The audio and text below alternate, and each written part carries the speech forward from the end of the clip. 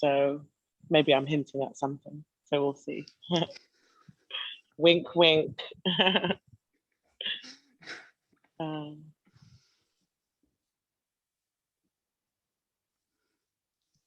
Amazing. right.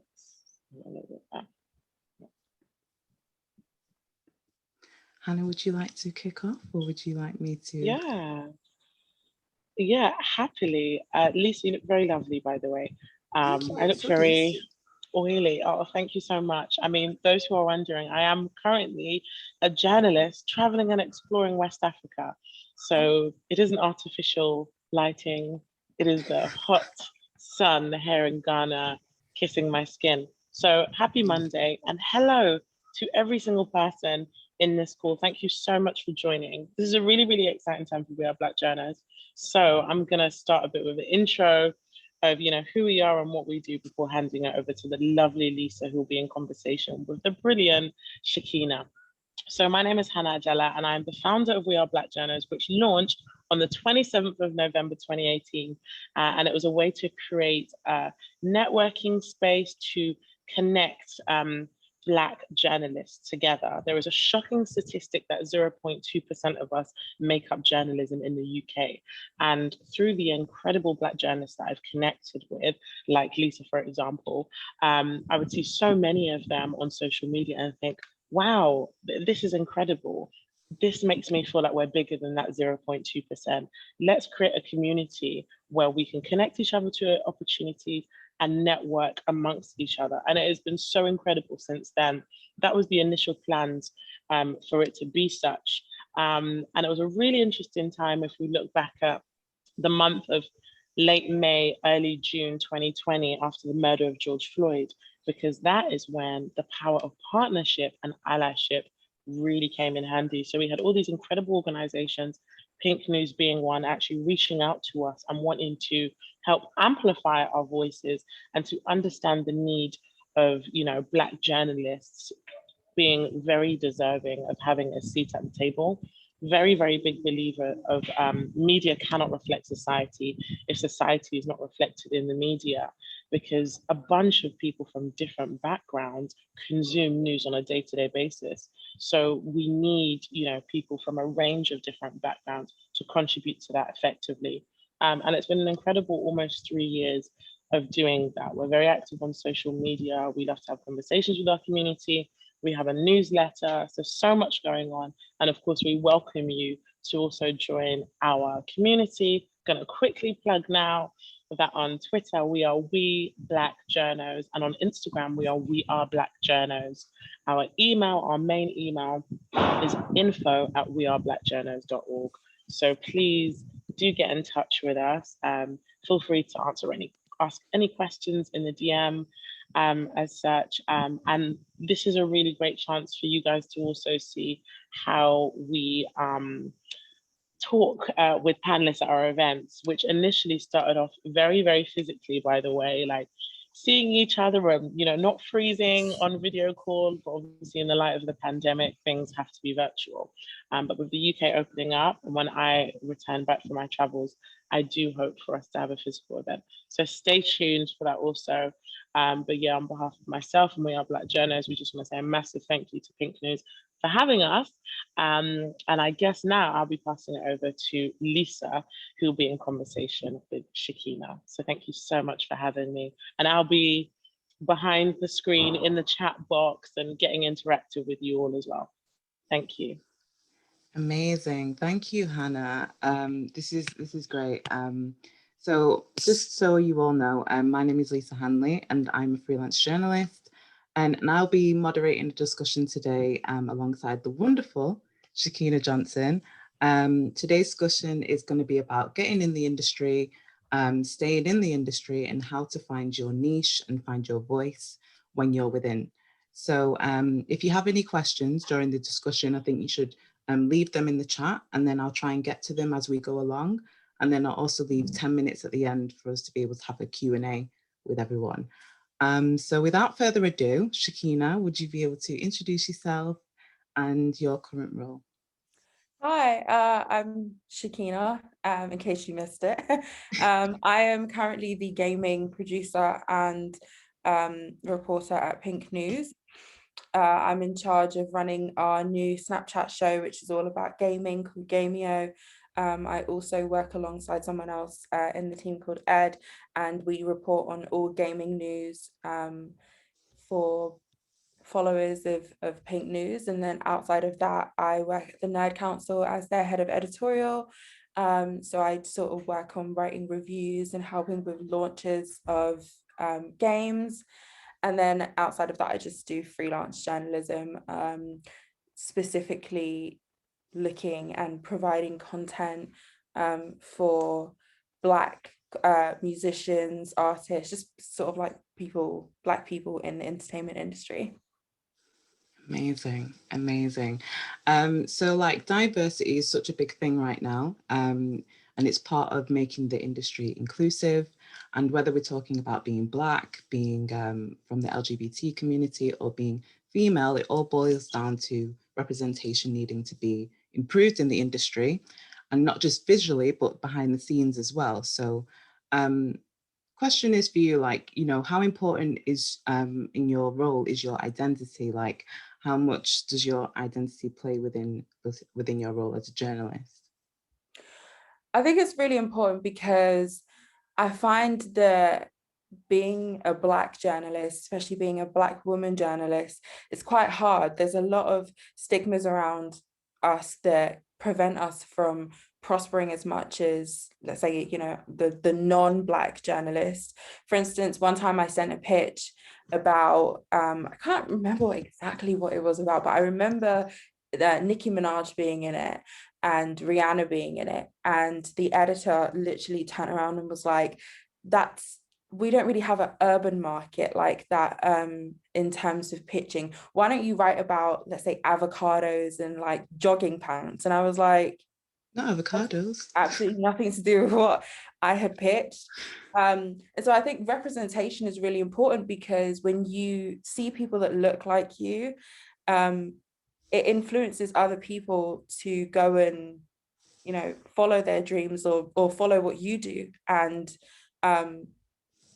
reach for the stars. I guess that's like a common phrase, but essentially, yeah, like for me, I got started in journalism because at the time, so a lot of my friends in the industry were doing quite well, and I was kind of just like working at H&M at the time, like just like a 5p bag.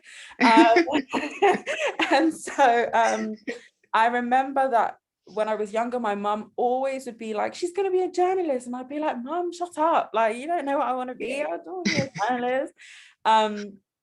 And so at the time I was like, maybe she was onto something. So I remember I was looking through all the current magazines and seeing who worked there. And Kemi, who used to work at Dazed, she now works at Girl Them. She was at the time, I think she was like their staff writer.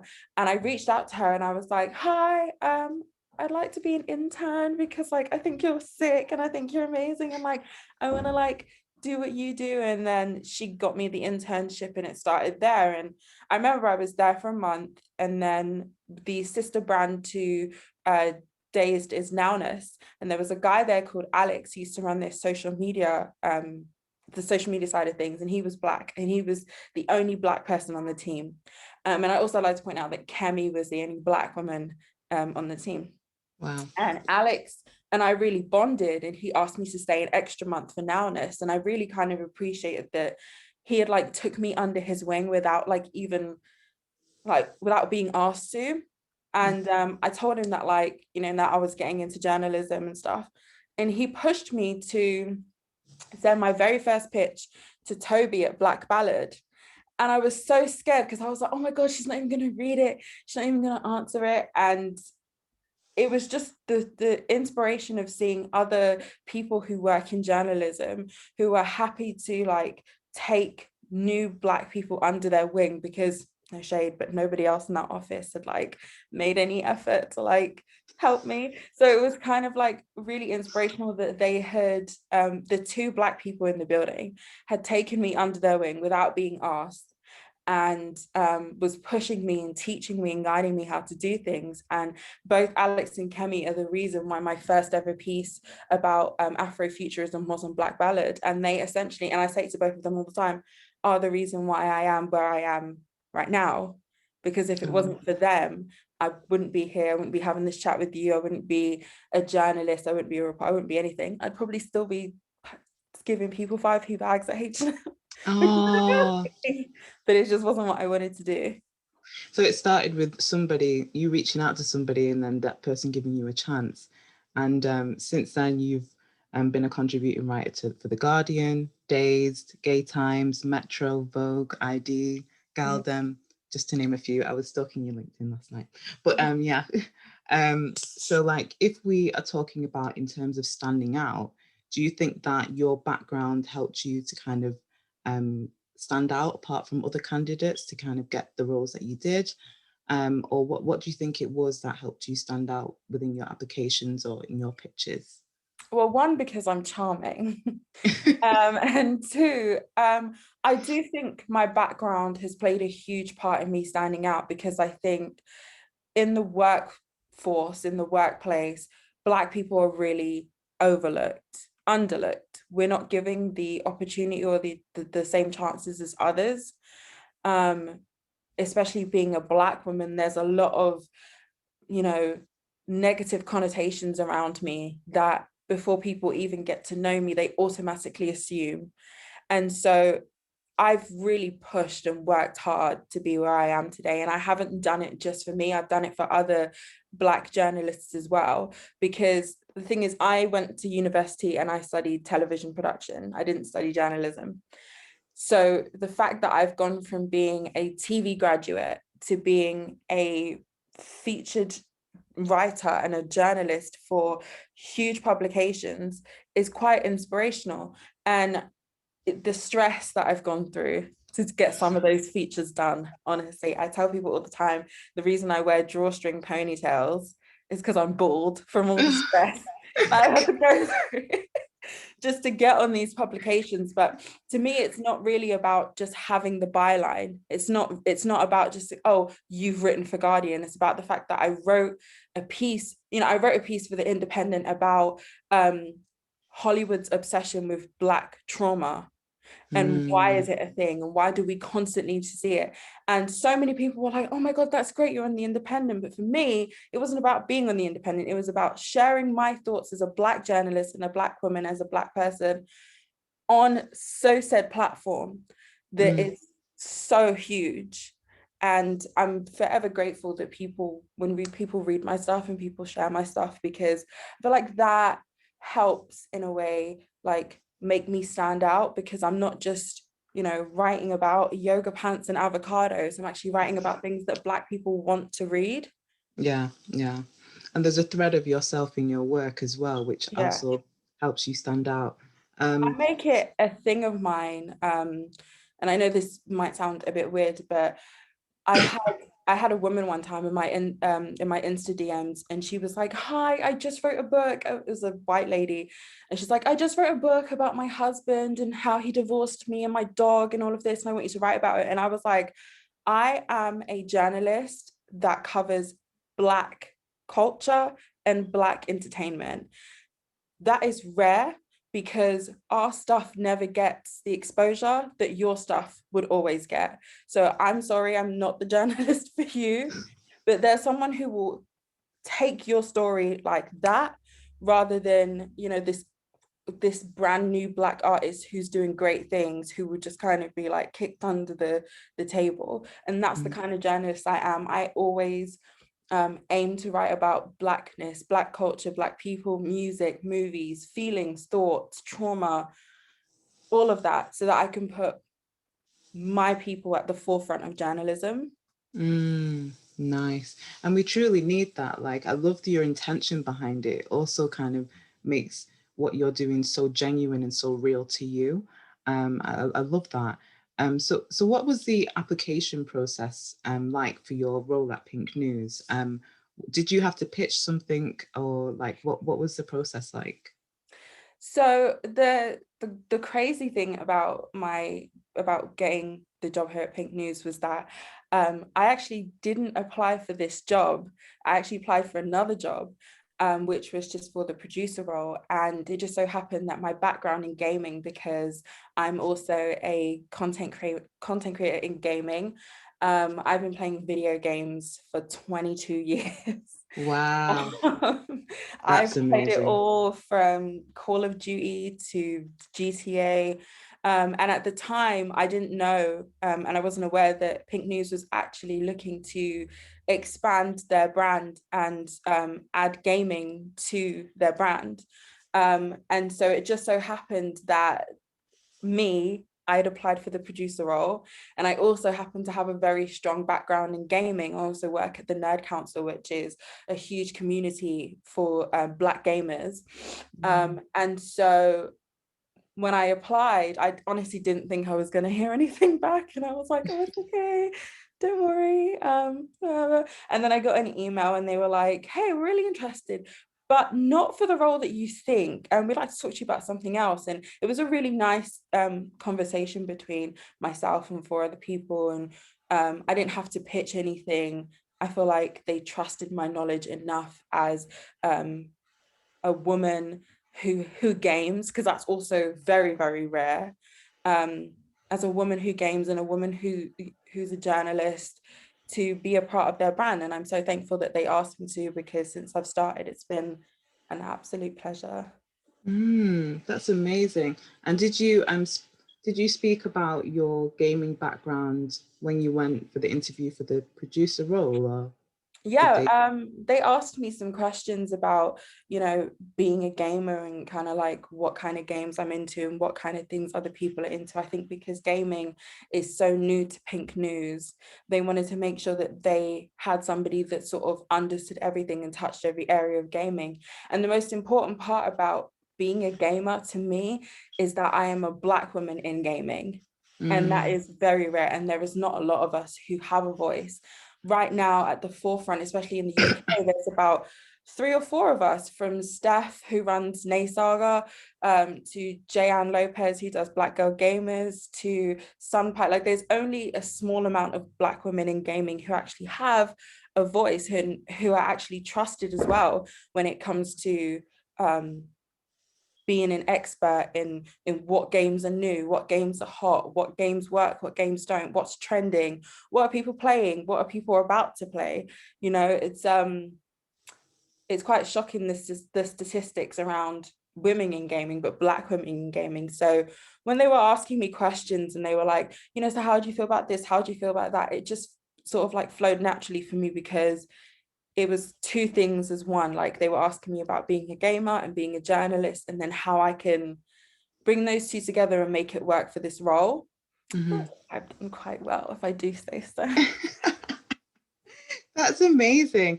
I just want to kind of read a comment in here from Amal Nadeem saying, thank you so much for sharing your story. You sound like an intersectional feminist journalist, above and beyond being a Black female journalist. Smiley face.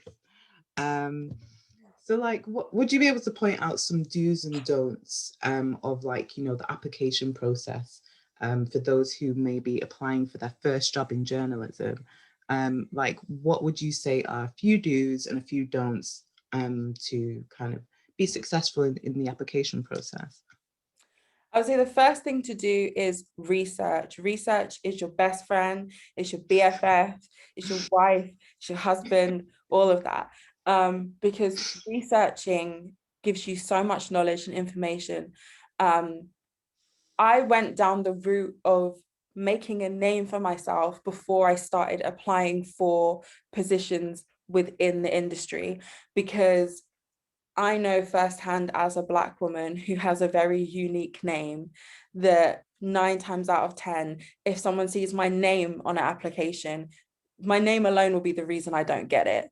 It's so weird. I had a conversation with my housemate, who, I hope he can't hear me, but we was talking about applying for jobs and stuff, and he was like, you know, he's also gay and he's white, and he was like, oh, you know, it's just so scary for me because every time that I apply for a job, I think, oh my God, I'm not going to get it because I'm gay. And I was like, first of all, you have a really a normal name to society, and you are a white man. Those two things have put you higher on the pedestal.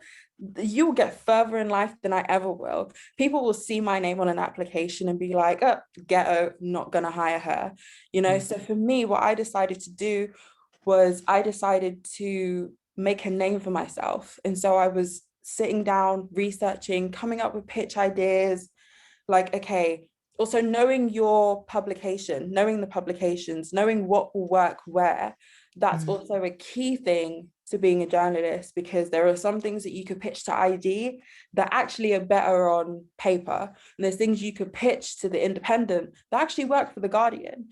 So again, this is why research is an important role. But for me, I decided to, oh my God, sorry. I decided to make a name for myself and just go around and pitch and share my ideas and make the editor trust me. I know that sounds weird, but get the editor to trust me as a Black journalist and as a Black female journalist. In fact, one of my don'ts, I would say, is don't be too hard on yourself. If your pitch gets rejected, that's fine. I always say to people, send that pitch to at least 5 different publications, because one of them is going to pick it up. I remember, it's so weird, this lady came up to me and she was like, oh my God, I read your stuff. And I felt like Carrie Bradshaw for a sec. I was like, oh my God, thanks. But she was like, I sent a pitch to she sent a pitch to ID and nobody responded. And I was like, she was so hard on herself about it. And she was like almost about to have a breakdown. And I was like, don't be so hard on yourself. You know, pitches get rejected all the time. I remember when I first started out and my pitches were getting rejected, I used to be so mad and I'd be like, oh my God, you're such a crap journalist. Like, no one even wants to write your stuff. And it's like, don't be so hard on yourself. You know, these things happen. There's what your pitch might not work for one place, it will work for another place. So those would be my top 2 do's and don'ts. Like, put yourself out there, do loads of research, but don't be too hard on yourself. Don't take yourself too seriously as well. Journalism, there's such an element of fun to journalism that I think people are forgetting. I think, especially in this time now where like everyone's, you know, sort of like mad at Meghan Markle, and like it just seems as if, you know, all the journalists right now are just pointing guns at Meghan. I promise you I'm not. I stand my queen. But Nice. element to journalism that is fun. Writing about things that you like is fun, you know, especially when it comes to your culture and your people. Like, I enjoy that the most, you know. I enjoy writing about what works for Black people and writing things that I know Black people want to read. I know that they want to read me speaking with Brie Runway because she's a fantastic Black artist, you know. Yeah. And do you think that's what makes you kind of different from other candidates, just your kind of willingness to talk about things that people won't talk about? I would say another do is pitch about things that you want to read, that you yourself would be interested in reading. Pitch about things that you would buy an issue of ID to read. I feel like a lot of people get caught up in, oh my God, I want to have this fantastic piece, but I don't know what to write about. Well, the reason you don't know what to write about is because you don't know what you're writing about. Write about things that mean something to you and things that you want to share with people. I feel like that's the most important thing as well. It's like, again, journalism today is so clouded with negativity and like just absolute anger. And it's like, oh, you know, write about things that you like and you understand and you care for and you want people to share. And of course, the most important thing is people talking about it. Get people talking about it. It's like a TV show. It's like Grey's Anatomy, like we was just talking about. Get people talking about it. The more people talk about it, the more people get involved, the better you feel that people are actually connecting to your piece. So like in terms of like staying in, during this pandemic, everyone's been networking online, and there's a lot of students that are going to be graduating into a different type of news landscape that, you know, we might have not been in, you know, so a lot of them are going to be working remotely. Everything is going to be Zooming, Skyping, WhatsApping, FaceTiming. And for me, I love it, but for new journalists coming in, it might be harder for them to network and to be able to reach out to different people. So like, how easy do you think it is to, you know, network on the job now for new people coming in, and would you recommend it? I'll be completely honest, this pandemic ruined me.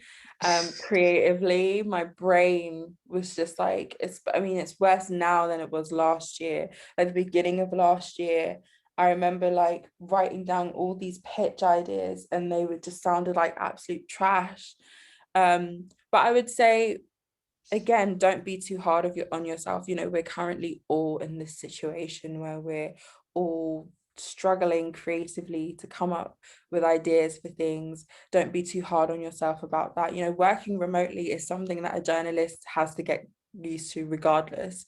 It's part of our jobs to work remotely. You know, we run around, and I mean, I can't speak for everybody, but like prior to the pandemic, I literally saw my bed only when I woke up, and when I went to sleep, I was literally running here, interviewing this person, getting research here. I would say the one thing that I think people now could work on, or at least like be wary of, is getting back into the habit of social networking, meeting other people, especially like in journalism. Just don't be too hard on yourself. That would be my main kind of like advice.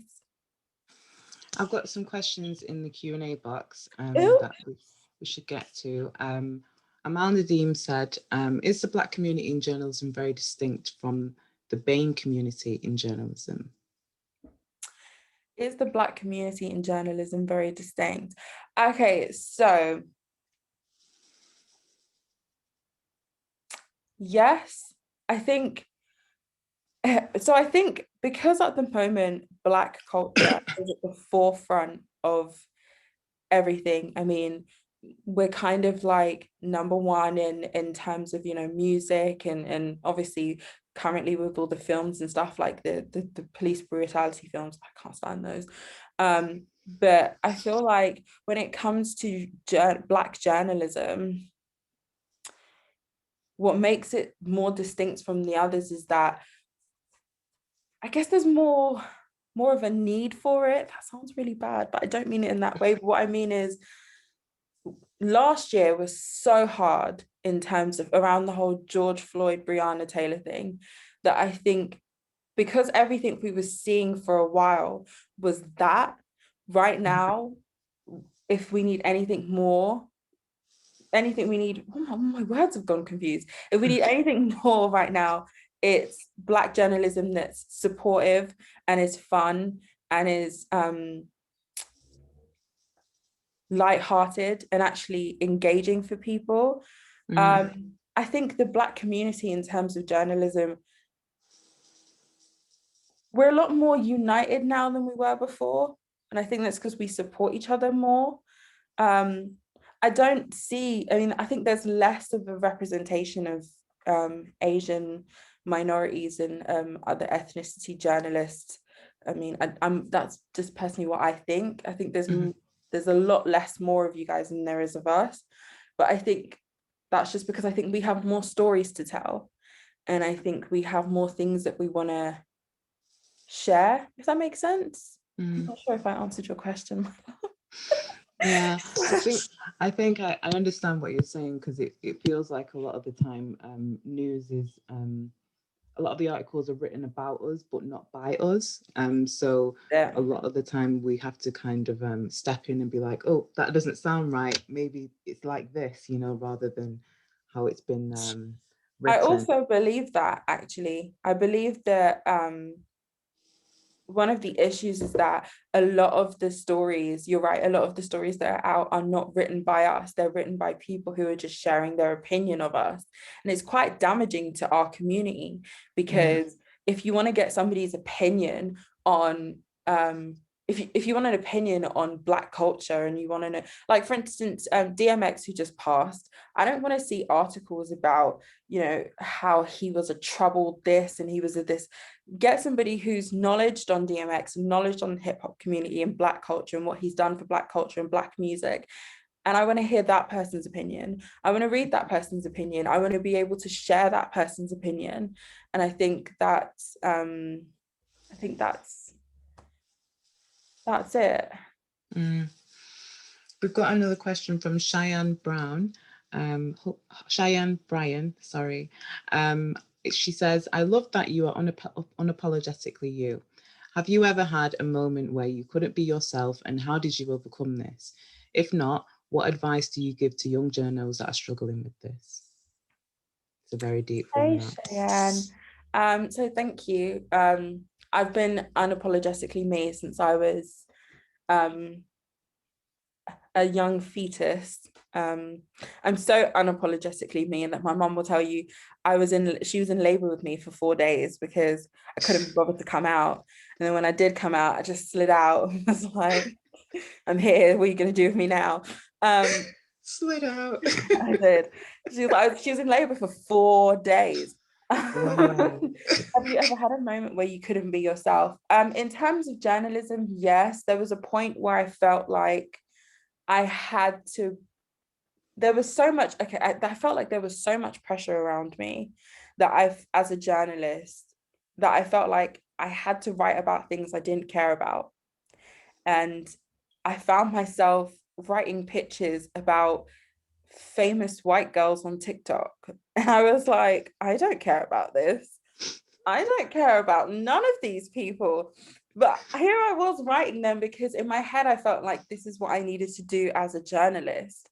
And that was a moment in my life where I fell off, because I was like, I felt like and this goes back to me saying, don't be too hard on yourself. There's a point where I was like, I need to write about what the other journalists are writing about, because then people will know my name, and then like my inbox will be flooded with like loads of people wanting to work with me. And then like, and I remember just thinking to myself, yeah, I'm gonna write about TikTok. I'm gonna write about white people on TikTok and the white girls who are like, you know, doing makeup on TikTok, because yeah, that's what people want to read. And it was like, I had to have a proper conversation with myself, because again, I didn't care about it. So I didn't know why I thought I'd pitch it. And I pitched it and it got aired. So shout out to the editor who didn't respond. He did me a favor. But your other question was, how did you overcome it? By just staying true to what I want to read. I write things that I myself would want to read. Like, one of my favorite pieces I've ever written, my top 2 favorite pieces actually, are both on ID. One of them is called What's It Like Being a Black Girl Gamer in 2019? And the other one is about Black cosplayers and how they're changing the face of cosplay.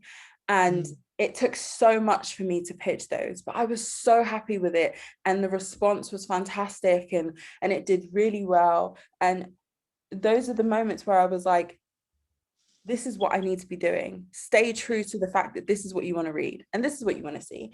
And this is what you want to be doing with your career. I want to be known for writing pieces about that, for putting people on, for people who didn't know that there were Black female cosplayers.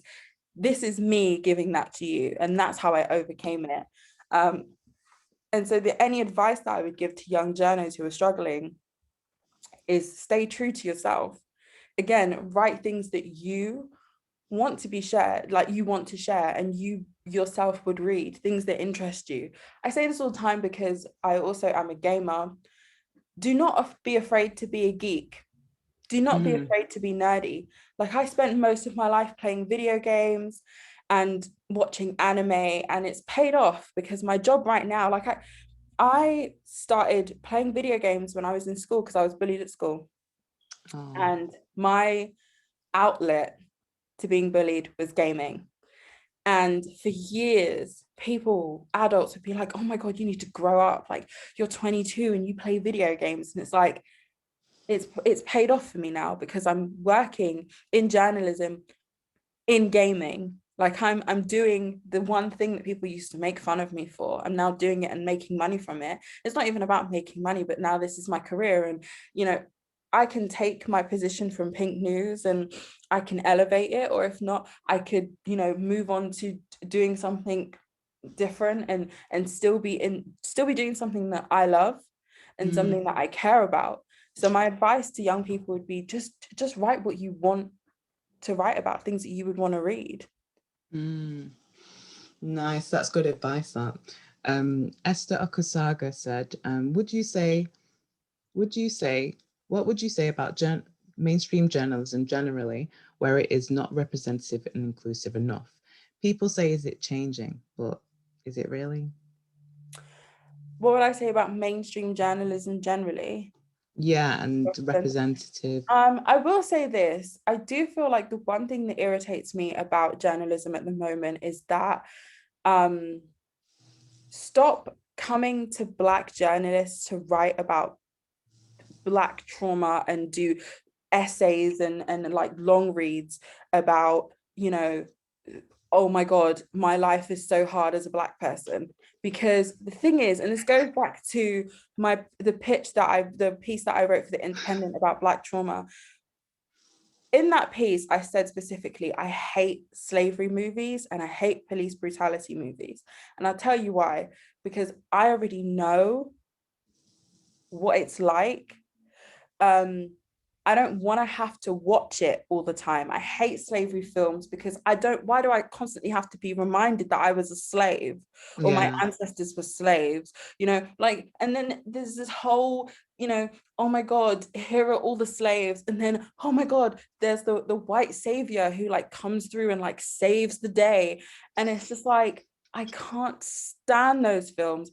And it's the one thing about mainstream journalism is like, especially last year when the George Floyd and Breonna Taylor thing happened, whilst we were in a pandemic, I had so many emails. Oh my God, are you available to write about, you know, how you feel about the George Floyd? No, I don't want to. I don't want to write about how hard my life is as a Black person. I already know how hard my life is being Black. I don't want to write about, you know, the effects that George Floyd's murder had on my community. I don't want to write that because I know the effects.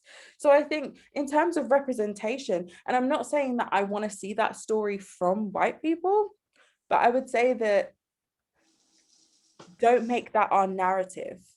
Like mainstream publications and stuff, don't make Black journalists, don't make their narrative be, here's another feature about why your life is so hard being Black, or what, you know, the struggles of racism.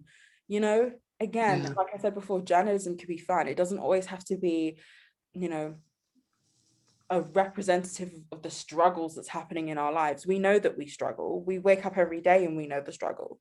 I don't want to have to write about it. I don't want to have to read about it. I don't want somebody else to write and read about it, because I feel like that just affects our careers so much, because then you go from being the inspiring journalist who had an amazing take on why Nike's shoes are bad for your toes to the journalist who only talks about why life is so hard being Black.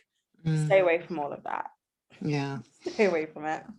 That's amazing. It's amazing advice, because when you first coming into the industry, it might be easier to do stories like that, because they always kind of, you know, looking for pictures around race, looking for pictures around that, you know, so it might be easier for you to go that way.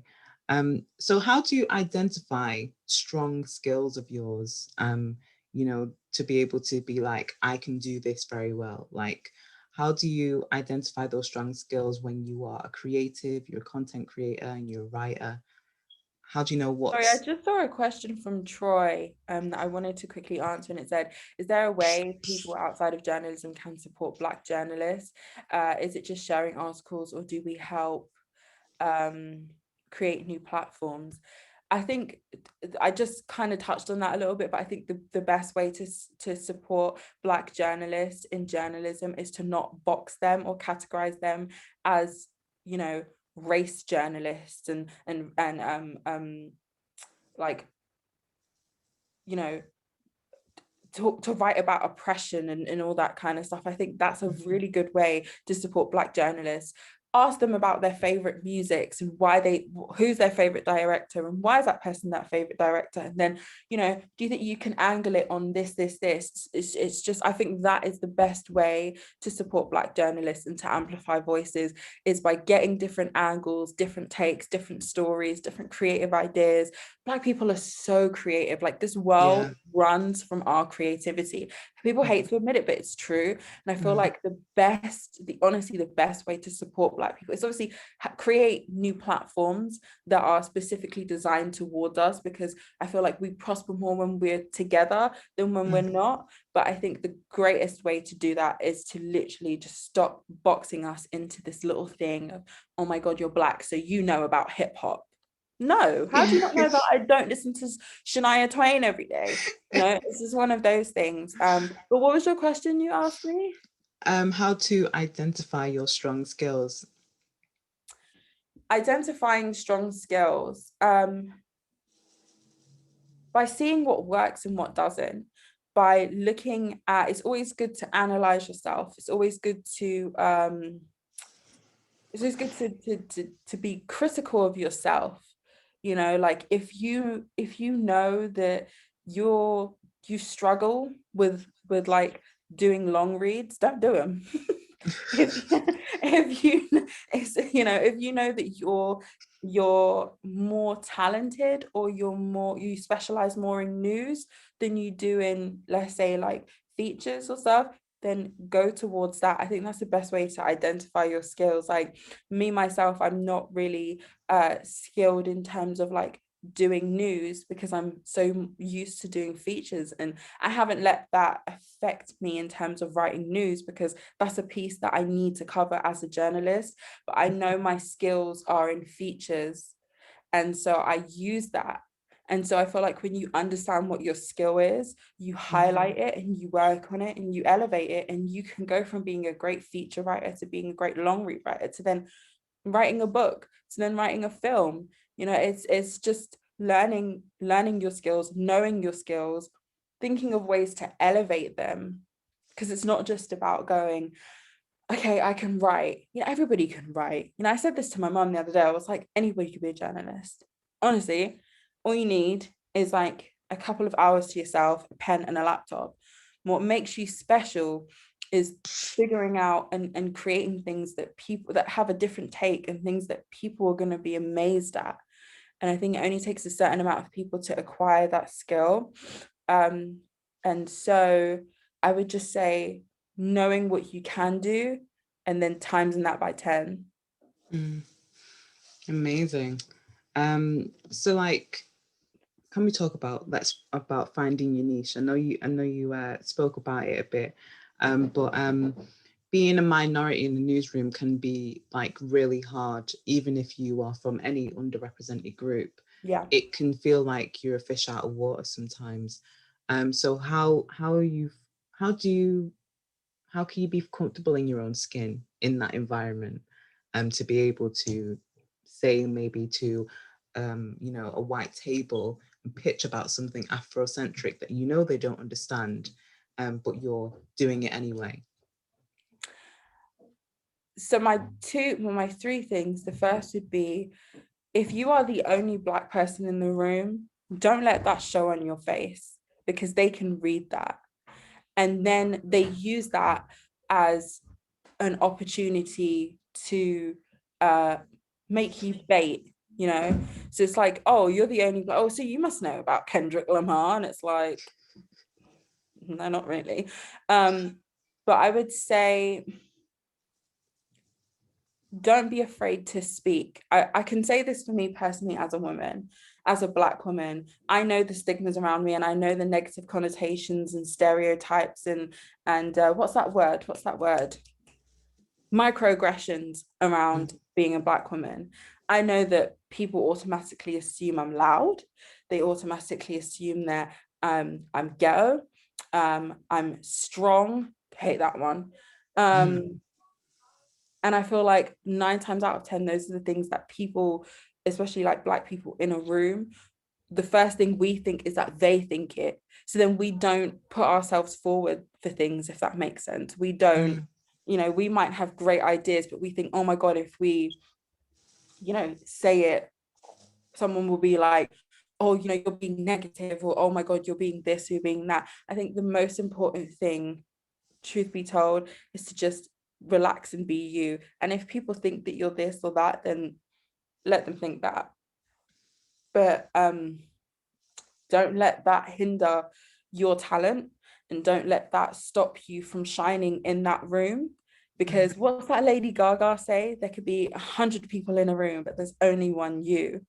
And that's how I look at things. And like when I was at Dazed and Nowness, I saw 2 Black people in a room, and they shone brighter than anybody else in that room, because they were themselves. They didn't care what people thought. They knew their skills. They knew what they could bring to the table, and they did that, and they brought it to the table. And that's what attracted me to work with them in the first place, to get where I am now. Nice.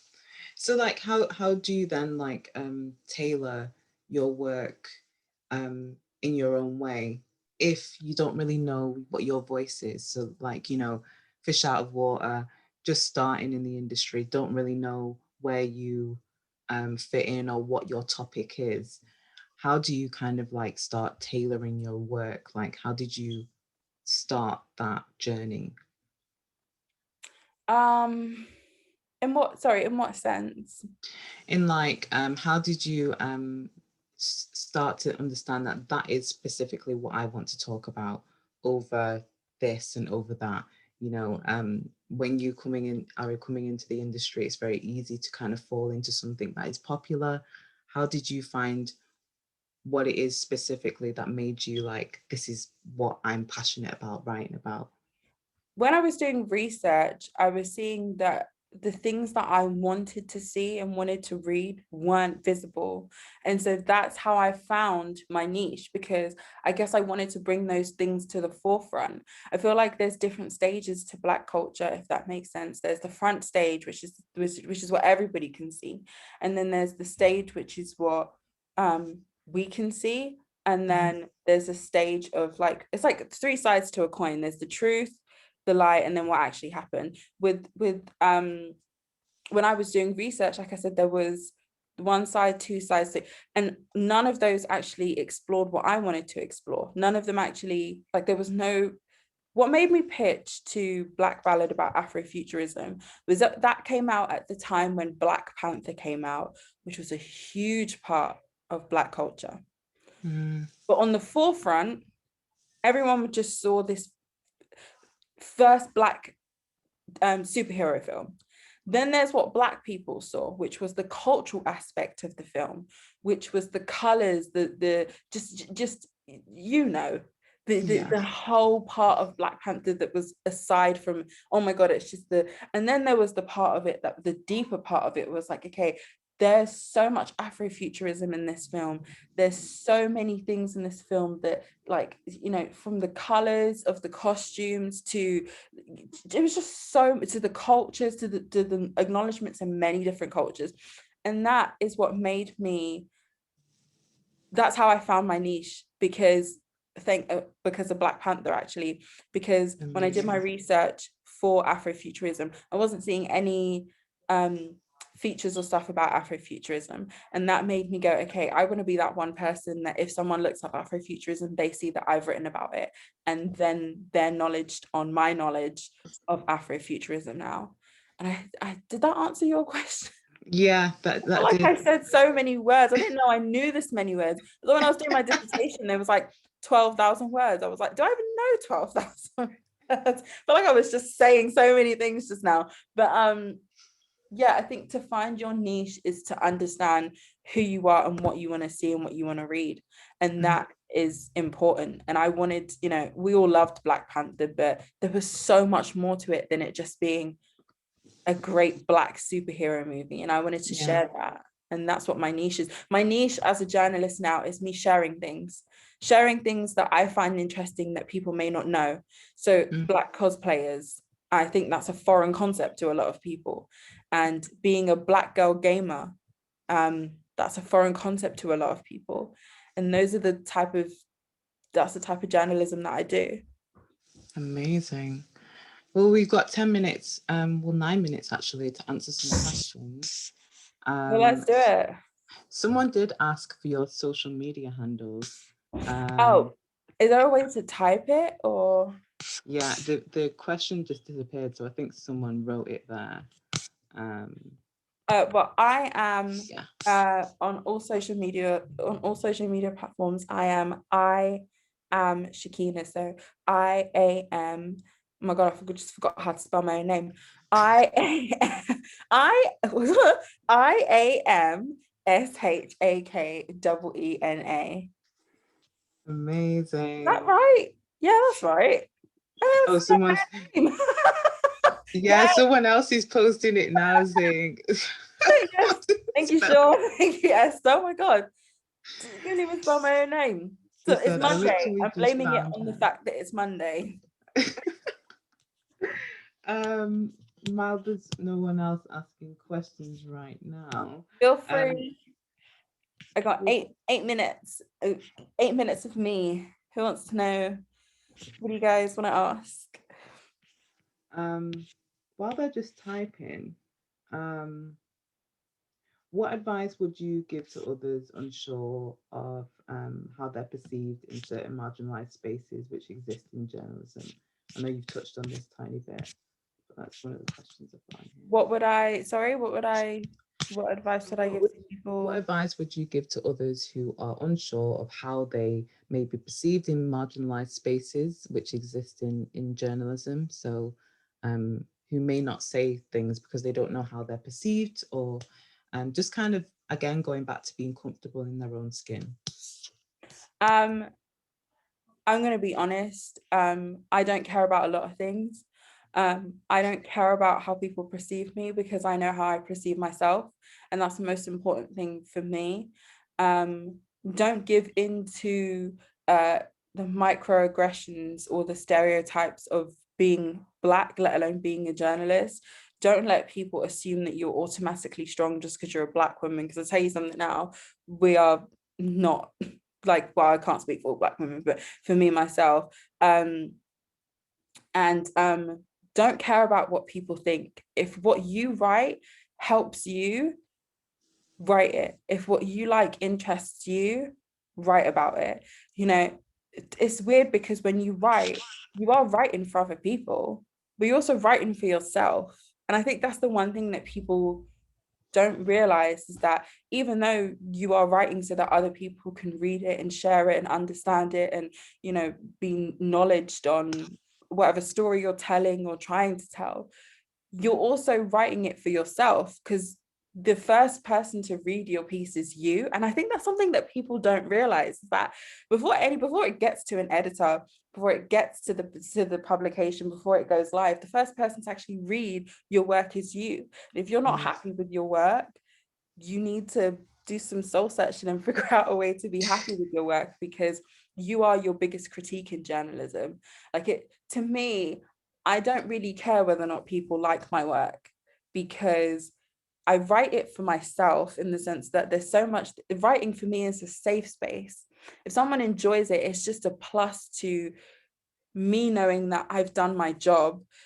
Everybody has haters. Like, it's okay to have haters. I actually welcome haters, but I think the number one thing would be just be comfortable with what you're doing. And if you're stuck, don't be afraid to reach out. This is another thing. I'm a Leo, so I don't like to ask for help, but don't be afraid to ask for help. Don't be afraid to reach out. I remember actually, I was writing a feature for Girl Them, and I was stuck at one point because I was like, I can't figure out how to write this. And the inner Leo in me was screaming, but I had no choice but to reach out and be like, I kind of need some help on this because I'm a little bit stuck. And that's what I mean when I say, don't be afraid to reach out. Don't be afraid to be like, hey, do you think this is okay? Do you think this works? Like, again, don't be too hard on yourself. There's so many different avenues of journalism. And also, biggest one, you're not in competition with anybody. So don't feel like you have to write all these stories and have all these great, amazing features because such and such is also doing well and you want to do well. When you start comparing yourself to other people, that's when you fall off. Because Beyonce don't compare herself to nobody. That's why she's Beyonce. Okay. Ain't nobody else running in her lane but Beyonce. So don't feel like don't put too much pressure on yourself and feel like you need to have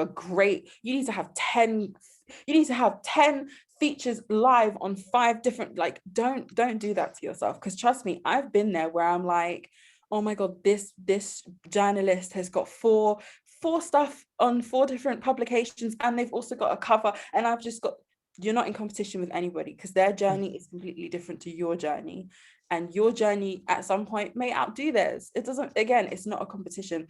It's about staying true to who you are as a journalist, writing what you like to write about, supporting people that you want to support. Don't feel like you have to do things because people want you to. Don't change what you want to write. Don't be like me and start writing about white girls on TikTok when you don't care. Just stay true to who you are, and honestly, you will go so much further in your career as a journalist when you just focus on yourself and actually do what you want to do, because your work matters and your words matter. The last one from Charlotte Forrester. We've got a question and she says, what's the one mistake, something you would do differently at the start of your career, if there is anything, brackets lol? The one thing I would do differently,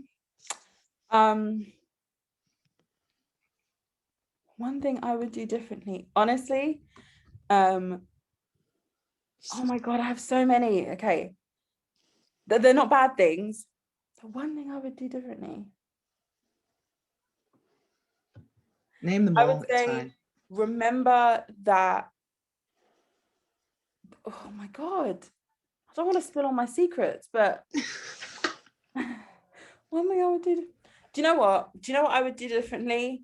I would actually have paid more attention in uni, rather than getting drunk every Monday at Messy Mondays, because I feel like there was, and also quickly, I actually wanted to quit doing TV and do journalism, but I was scared that everybody was going to be like, oh my God, you can't write, so don't do it. So the one thing I would do is just be honest with myself. I think if I could go back and like talk to myself at uni and be like, just do what you wanted to do, because I feel like I would probably be an editor now.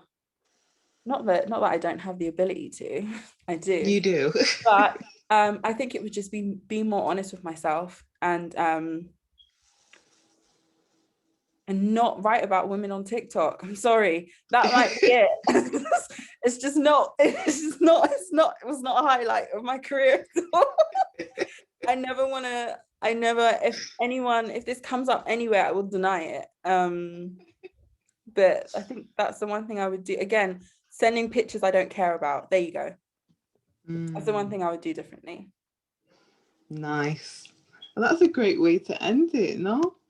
Yeah, I think we've answered all the questions, and yeah, it's been great speaking with you. Very inspiring, even for me, and I love the conversation, and I love exactly what you're doing.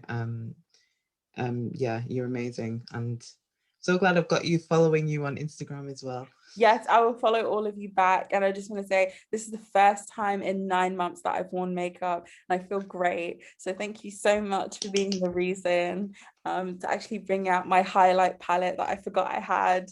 That was really expensive and I bought just before we went into lockdown, and now I have a reason to use it. So thank you. Yay, PinkNews Future. Oh, you're amazing. So yeah, I think that we will be closing this now. Thank you all for all. Thank you, Lisa, and thank you, Hannah, and thank you to everyone at Pink News for putting this together. We are fantastic. Yeah, and I'm super happy about this. I feel like this is a great time for us in news. And yeah, I'm so looking forward to being able to connect with you again. Yes. But yeah, take care, everybody. Have a nice 12th of April, and See you Go later. buy some socks from Primark and get a drink down the bar, the pub, or wherever it is that you guys go to drink. That part. See you. Bye. Bye.